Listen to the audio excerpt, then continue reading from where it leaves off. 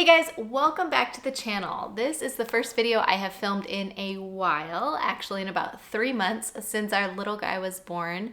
So hopefully filming goes well today and I don't have to restart too terribly many times since he could wake up at any minute. But things have been a little hectic around our house and I realized not too long ago that I needed to make some changes with my meal plan. One of the big questions that I get a lot on my yearly meal planning videos is, are you still sticking with it?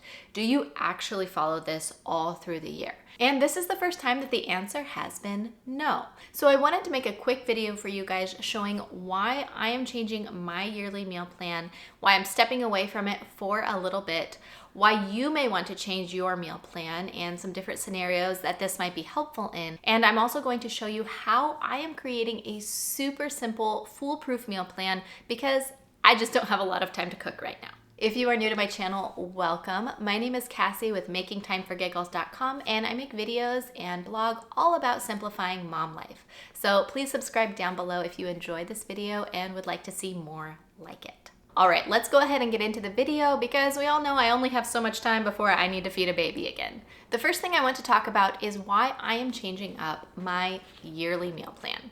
If you have followed my channel for long, you know that I typically plan out all of my meals for the year in one evening, and I will link videos in the cards and down below if you want to check those out. This is the best and most efficient way to meal plan for most people most of the time. But right now I have a 3-month-old and I also have a 4-year-old and a 7-year-old. So right now we are definitely in the middle of the newborn phase, and we also have the challenge of having older children as well that need our care and attention. This newborn phase for us has definitely been the most challenging and the longest time of having challenges of any of our kids. He has really struggled with feeding, and because of the feeding troubles that we had in the past, we were a little bit prepared for it. We thought we were really on top of things and this was going to be easier. We had his tongue tie corrected very soon since our other 2 children had also had tongue ties, and we had the lactation consultant out here within 2 or 3 days of his birth. I can't remember exactly because that whole first week kind of runs together. But even with all of that extra care for trying to get him to be able to have a successful time feeding, we still ran into some serious issues with him not gaining weight. And we had to resort to me pumping essentially full time. And what I'm actually doing right now is what they call triple feeding. So I will put him to the breast, try to nurse for as long as he and or I can tolerate it, and then we give him a bottle to make sure that he gets enough food and he is gaining weight appropriately, and then I have to pump. And we pretty much do that all day long. It takes a very long time to get through the entire process, but it's what we're doing right now because my goal ultimately is to be able to breastfeed again because I think that's the most convenient when it is working for everyone involved. So with doing all of that, I have very little time to cook. And cooking, if you have followed my other videos, you know, is not my most favorite activity. I enjoy it, but mostly I just enjoy eating the food that I cook. So not too long into doing it all by myself during the day, I realized that something was going to have to give and I was going to have to pivot with my meal plan. I'm going to show you exactly how I am changing my meal plan for breakfasts, lunches, and dinners in a minute, but I also wanted to show you why at some point or other you may want to pivot with your meal plan. One reason you may want to pivot is if you have a baby. Babies can really throw a monkey wrench in your normal schedule, and depending on how your baby is feeding, how they are sleeping, or any other number of things, you may want to change things up to make life easier on yourself. When I had my first 2 kids, by about this 3-month mark, I felt like we were in a pretty good routine and I was able to resume my normal meal plan without any issues. But this time around, with all of the extra feeding and pumping and just time it is taking to figure all of this out, it's very challenging for me to find the time to take a shower, much less cook a whole meal for my family. So if for any reason in your life you are seeing that your meal plan is not matching up with reality and what you have time for, take that as a sign that you need to make some changes. Another reason you may want to pivot your meal plan is if you have surgery or some sort of accident where you are not as able-bodied as you used to be.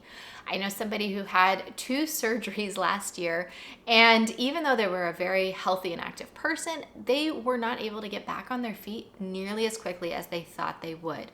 So they had to make some changes with how much and how often they could cook because they weren't able to stand for as long as they used to be able to. Now, some surgeries you know about ahead of time and you can plan and make some freezer meals and change up your meal plan ahead of time to match with what is going to be your reality. But sometimes it isn't. If you break a bone or something like that, it is not usually planned. So sometimes you have to pivot your meal plan when you are in the middle of a crisis to make it work for your life. Another reason you may want to pivot your meal plan is if you are going through a huge life change, which could be having a baby, but it could also be if you're going through a divorce or a separation, or if you are grieving the loss of somebody or just grieving for something else in general. If you are going through something emotionally where the added cooking is just too much of a stress, take a step back, rewrite a simple meal plan like I'm going to show you how to do in this video, and you can always get back to having a more fun and interesting meal plan down the road. And the last reason you may want to change your meal plan into something more simple is if you just aren't enjoying it. If your job is too demanding and you just don't have the time to spend in the kitchen that you thought you might, change it up. There is no harm done in seeing that something isn't working for you in your schedule and adjusting. So let's go ahead and start with how I'm changing breakfasts. If you've watched any of my other meal planning videos, you probably know that we eat oatmeal most of the weekdays. So Monday through Friday, that is typically what we eat for breakfast. Ironically, in this little change that we are doing, breakfasts are getting ever so slightly more complicated because I'm not often having time to come downstairs and cook the kids breakfast because I will be either nursing, feeding a bottle, or pumping when they are needing to eat. Now, my kids are old enough to be able to make themselves oatmeal in the morning, but I don't like to put that pressure on them every single day. So what I've actually started doing is making a pot of quinoa in the evening when I am up late at night. I will go ahead and make that quinoa, and then it is all ready for them in the morning, and all they have to do is add some fresh fruit, peanut butter, some honey if they want, and they have breakfast already. So it's a little bit more complicated because I have to remember to do that in the evening, but it makes their lives a little bit easier in the morning when I am busy and they are wanting to get some breakfast. So sometimes we're doing quinoa, sometimes I've also made some cream of wheat in the evening and then they can have that in the morning, and sometimes they do just make the oatmeal. Last time I went to the store, I also got several things of English muffins as another easy breakfast option for them. So with the lack of time that I have right now, I've just had to be a little bit more creative with what I can efficiently feed my kids in the morning that will also be healthy and cost effective. All right, let's move on to lunches now. So lunches still typically are leftovers for us. However, some evenings, I just don't have time to cook dinner, depending on the timing with our little guy and what I'm needing to do at that time. Sometimes we have to eat leftovers. And if we eat leftovers at dinner, there aren't as many leftovers for lunches during the week. So part of my new meal plan is to have some cold bean or lentil salads ready to go that they can easily eat for lunches. My sister has this amazing lentil salad with a bunch of veggies and lemon juice. And I also love this garbanzo bean and pea and carrot and corn salad that my friend makes with some lemon juice on it as well. And both of those are very easy to put together, and they also store really well and work well throughout the week. So I will have ingredients for those on hand in case we don't have any leftovers to eat for lunch. Okay, now before we can look at what we are actually doing for dinners, what do we need to change first? That's right, our theme nights. And if you don't know what having theme nights for dinner is or what I'm talking about at all, I will put a video in the cards and down in the description that will help you out, because that is the best place to start when you are learning how to meal plan. Now, if you already saw my meal planning for 2022 video, you will know my theme nights for this year, but let's go ahead and review it just in case you missed that. Sunday night was time-intensive family favorites. Monday night was pasta night, rotating through several different pastas that we enjoy in our family. Tuesday night was a new meal night. Wednesday night was leftovers night. Thursday night was green curry tofu night. And Friday night was our build-it meals night. Saturday is a different day for us since that's when we go to church. And that was haystacks for lunch and snack foods for supper. So now let's take a look at what my new theme nights will be. And when I told my husband that I was going to do this, he said, well, don't throw out the old meal plan, keep it around, just modify it in the interim. And that's actually what I'm doing. I'm not throwing away the old calendar or anything like that. I'm just amending it for now until we get a really good handle on everything else that we have going on.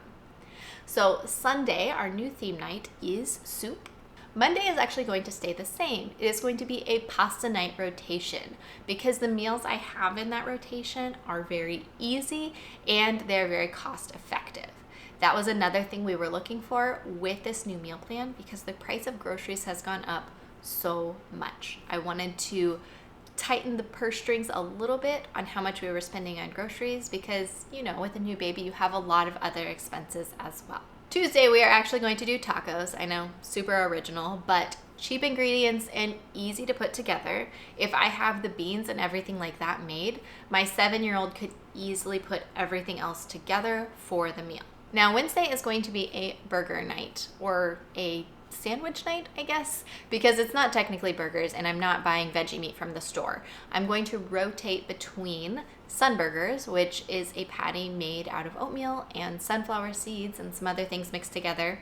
Definitely not a meat burger or meat substitute, but I think it's pretty tasty and it is very cheap to make. And then every other Wednesday will be Sloppy Joes. And I will put a link to the Sloppy Joe recipe in the description down below. I absolutely love it, and I think it's from the Minimalist Baker, so it's very few ingredients, simple to make, but very tasty. Thursday is now going to be our leftovers night, and Friday, the funny thing here is even before I had decided to switch up my meal plan, I was driving somewhere with my kids, and my oldest daughter goes, Mom, you know what would be fun? If we had burritos every Friday night.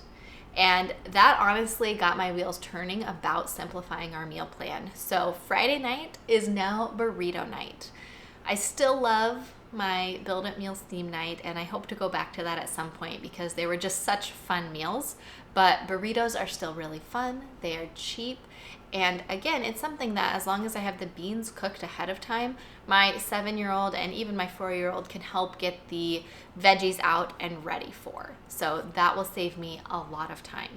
And if I am feeling more adventuresome, if my day is going pretty well and I have all my pumps in that I need to have, there are a lot of different ways to spice up burritos and make them more interesting, and different burrito recipes out there that we can try without making things too terribly complicated.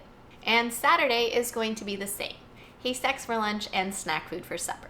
And then Sunday is going to be different types of soups. I'm probably just going to start with 1, maybe 2 types of soup at first that I know really well and are easy to make ahead of time. And then as I get the hang of things, I can add in different soups for variety. So I realized after I finished the last video that I was kind of rushing through in hopes that my baby wouldn't wake up, that I never actually gave you the steps that I took so that you could replicate this process if you are wanting to simplify your meal plan. So I wanted to turn the camera back on and add that in case you are wanting to simplify your meal plan as well.